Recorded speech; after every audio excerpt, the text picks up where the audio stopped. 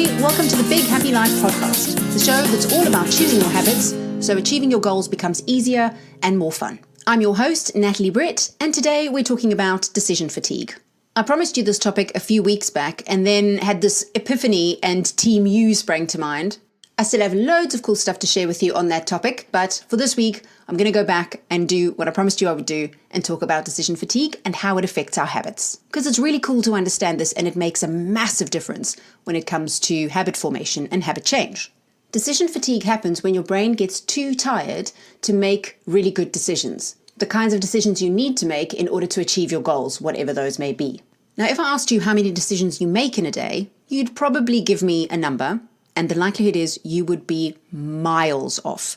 Most of us have no idea how many choices we make each day. For example, if I asked you how many decisions do you make about food every day, you'd probably estimate somewhere between 10 and 20 choices. 3 meals a day, you want to decide a few things along the way, so that makes sense. But what would you say if I told you it's closer to 200 decisions per day, and it's just that most of those decisions are made on autopilot? So when you're not on a diet or doing anything out of the ordinary, that's not super taxing, even though you've got these 200 decisions that you make.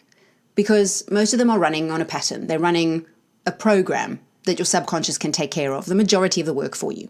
But of course, Christmas is coming up and we're going to eat a little bit too much and most of us are going to put on a little bit of weight and then we're going to go, oh, January, let's lose the weight.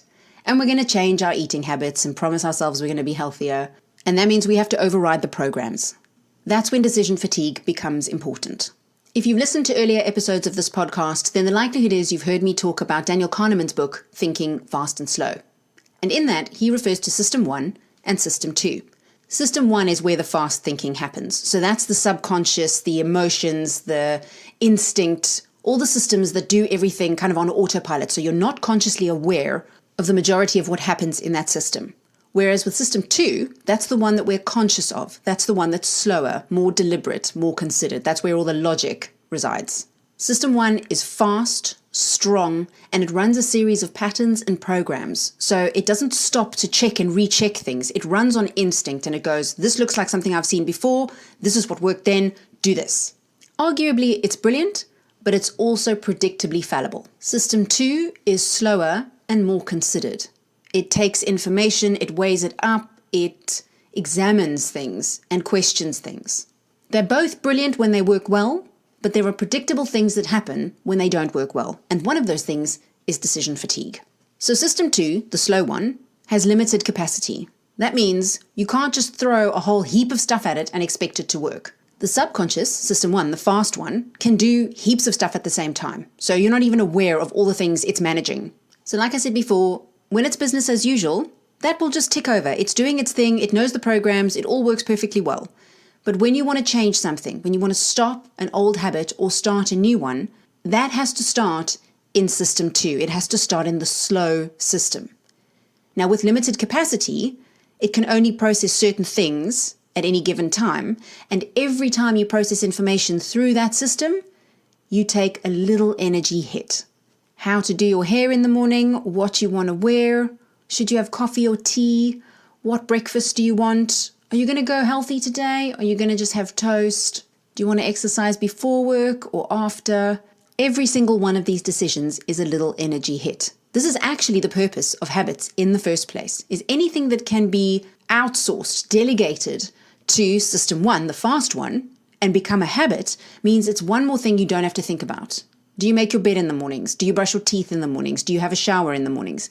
Usually, these are straight answers. There is a particular morning routine that you run, and you don't have to think about it. You run the things in the same order, you do the same things each morning, and it's quite easy. If you don't have a particular routine and you keep deciding every day, should I brush my teeth today or not? Should I shower today or not? Should I make my bed today or not?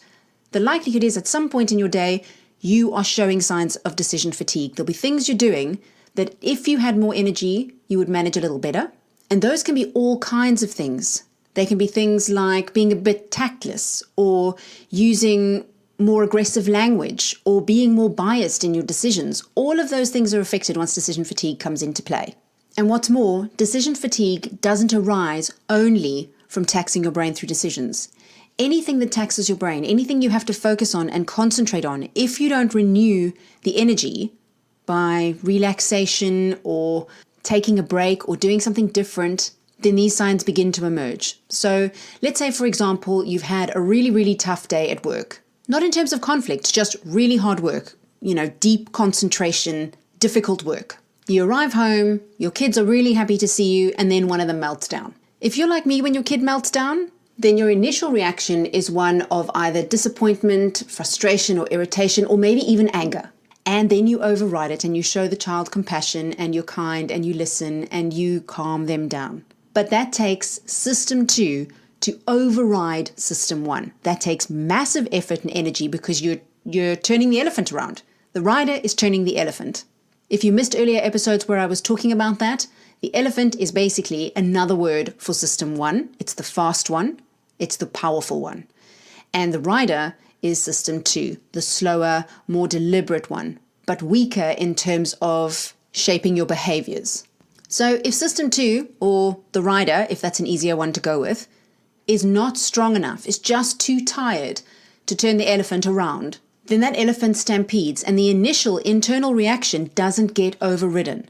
So you end up being impatient or you say something you didn't want to say, and instead of circumventing the tantrum, you end up exacerbating it and it takes longer for the child to calm down. So the important thing to understand with decision fatigue is that any decision you are conscious of taking is happening in the slow system. It's happening where there is limited capacity and it requires a lot of energy to do it. These are not habitual thoughts or behaviors. Habitual thoughts or behaviors happen in the fast system. So they happen as programs or patterns that run on their own. The more tired your brain gets, the more likely you are to revert to an old pattern or to react to an emotional reaction and let that come out. So that elephant stampedes, and before you know it, you've behaved in a way that you wouldn't have chosen had you been able to catch it. So decision fatigue has a lot of different elements to it. In terms of habits, why is this stuff important? When you start a new habit, it resides in the slow system. It means you are using mental energy to keep it going. And you're using mental energy, A, to override the old program, and B, to think about and make decisions in the new program, which means you're taxing your brain massively. And this is one of the most common mistakes we make when we're trying to instill a new habit. We say things like, oh, I just don't have any willpower. But actually, what you've done is you've taxed the system beyond its capability. And if you could strategize so that you can do the things you are aiming for, but do so with less decisions, less fatigue, less effort, then you'd find the whole process easier and you wouldn't actually need that much willpower. So for that reason, discipline is better than willpower. Committing 100% is easier than committing 90%. And here's what I mean. I'll stick with a food example because healthy eating is one of the things that many of us strive for, and it's one of the places where our strongest habitual behaviors reside. So let's say you decide you want to eat more healthily, but you're of the school of thought that moderation is best. So you decide it's a good idea to allow yourself some treats, but on the whole, eat more healthily. What this introduces is a series of additional decisions. So is the treat jam on your toast in the morning? Can you eat toast? Or are you going to go totally carb free? Is it that you can have a biscuit with your tea? In which case, is this cup of tea the one where I can have the biscuit, or should I wait until I have the biscuit later? Should I have dessert after dinner, or would it be better to eat it earlier in the day? So now you see how you introduce food choice after food choice after food choice, because you're saying I can have something, just a little thing, and the rest of the time I'm going to eat healthily. But every single time you make a food choice, you have to decide, is this the time I'm going to have healthy food, or is this the time I'm going to allow myself that treat? So if you're going to do something like that, to establish some kind of discipline, to say, this is what the treat is, and this is when I eat it, becomes a lot easier because you don't tax your brain every single time you enter into a food choice. Another thing you can do in these situations is minimize the number of other choices you have to make. So don't tax your brain with things that doesn't have to be taxed with. Steve Jobs was famous for always wearing the same clothes because he didn't want to tax his brain with decisions about its wardrobe every day because they weren't worth making. So when you look at your life, what are some of the things you could just automate? You could run a routine. Even things like your shopping list. Can you put it online and just click buy the same stuff I bought last week? Have menus in place that, it's a 2-week rolling cycle or a 3-week rolling cycle, and you just don't make decisions about those things because what you want to focus on is your new business and all the stuff you have to do there. Or you're trying to change your parenting style and you need your focus on that. You need to be able to give yourself as much mental energy as you possibly can. So with the goal of Big Happy Life being to make it easier and more fun to achieve the things you want to achieve, what decision fatigue allows you to do is to say, what are some of the stuff that I can just take off the table? I don't want to tax my limited capacity system with decisions I don't have to make. What are those? Get them off the table somehow. In his book, Change Your Brain, Change Your Life, Daniel Amen says, make the decision once so you don't have to make it 100 times.